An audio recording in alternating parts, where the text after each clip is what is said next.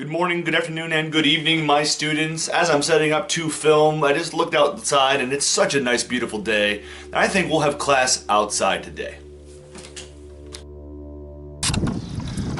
So, today's lesson will be from the park. Just on a quick side note, I am here at 8 a.m., so there's basically nobody else here, so that's why I'm not wearing my mask, but I do have one just in case. Today is Tuesday, May 26th. If you are watching this on Monday, then great, good for you. You're a day early.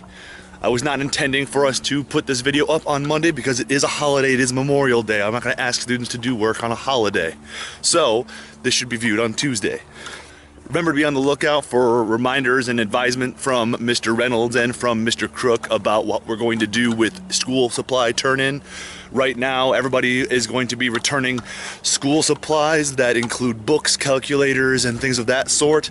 Only seniors will be turning in their laptops, as everybody else is currently planning to return to school in the fall with their laptops then. And of course, everyone remember, your final 4-paragraph essay is due June 5th, the prompt following in just a moment here.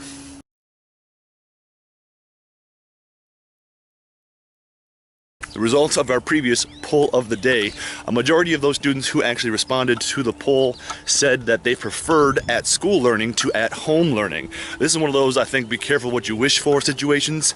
I think if you had asked a lot of us 4 months ago, before all this happened, if you would prefer to go to school or if you prefer to stay at home in the comfort of your own house and do all your lessons and reading there, I would think a majority of us would have said that they would prefer that.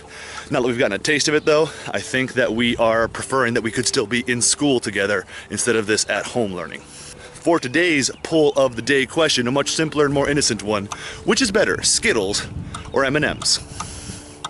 You'll notice that there is no spot for a student learning goal in your notes for today. So when we last left off in the reading, Jeanette had finally made it out of her parents' house and had moved to New York City.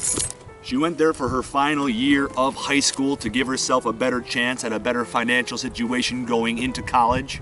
I really enjoyed today's reading as actually it really reminded me of my first days ever setting foot in New York City. Someday in the future when the coronavirus threat has long since ended and it's safe to travel again, I strongly recommend you visiting New York if you haven't done so already.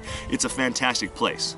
Today we'll be reading pages 245 to 257. It's a considerably shorter selection than last week's reading, so we should get through it pretty quickly here. Pause in a few moments to complete that reading.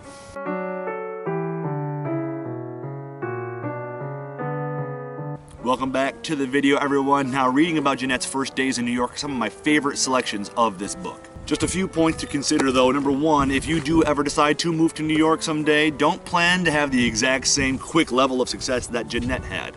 She moved to New York in the late 1970s. It's a much different environment today. She got a job within her first day of looking. She and Lori got a new apartment in the South Bronx without much looking around. It is not that easy today. Compared with Lori and Jeanette's life growing up with Rex and Rosemary on the run and always moving from place to place and from town to town and always living in a poor and destitute situation, living in a poor neighborhood of the Bronx was actually not too bad. Even getting jumped every once in a while was not enough to worry Jeanette. She fought back, sometimes successfully, sometimes not.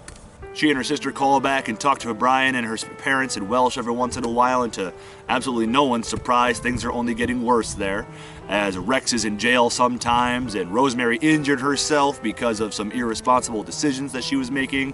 Brian could not wait to join his sisters in New York. And ultimately, he did just that. He joined them in New York, exactly like Jeanette had, leaving after his junior year of high school to attend school in New York City. Jeanette started college at Barnard. She even got herself a live-in nanny position so that she doesn't have to pay rent anymore. Lori even eventually takes in their youngest sister, Maureen, reuniting all 4 Walls children in the city of New York. But trouble is on the horizon as the parents follow their children to New York, arriving in a dilapidated old van that breaks down, and reminding Jeanette of her former life. She even comments on the plight of homeless people one day in her college class when her professor asks about the cause of homelessness and why this happens. When Jeanette called her professor out on why people might be homeless and how they might end up in the situation they're in, her professor tries to call her out, saying, "Oh, what would you know about it?" Professor doesn't understand the life that Jeanette has come from. Don't you hate those know-it-all teachers who think they know better than you all the time? Isn't that annoying? Discussion question in your notes for today: have you ever been to New York? If so, describe your experience. How was it? If you have not been to New York, after reading these chapters and from what you know about a modern day New York City, would you go someday? Again, after coronavirus is no longer a concern. Just a couple reminders: your last article analysis, number 16, was due this past Friday. The only assignments that we have remaining this school year are the student learning goals, the occasional discussion questions like the ones I just asked you that will be in your notes for a participation grade, and of course, the final 4-paragraph essay. The prompt to that final essay is to follow here. Remember that it is due June 5th, no later. The duality of the memoir allows you to hate Rex and Rosemary with a passion, yet still have a soft spot in your heart for them. In a 4-paragraph extended response, identify examples of negative parenting and the effects that it had on the children, and contrast that with examples of positive traits that the parents provided their children with. Write an introduction to your essay, use the claim EIEIO format for both body paragraphs, and finish your essay with a conclusion that wraps up your ideas. You may email your final papers to me as attachments anytime between now and June 5th, but none will be taken afterwards. So that is it for today's lesson, everybody. Hope that you all had a safe and wonderful Memorial Day. Hope you're all still doing well and in good health. If you ever do get the chance to go out and take a walk, make sure you do so while practicing safe social distancing. So tomorrow's video will go up as usual on Wednesday, May 27th. We're almost done with the school year, ladies and gentlemen, so let's finish strong. See you tomorrow.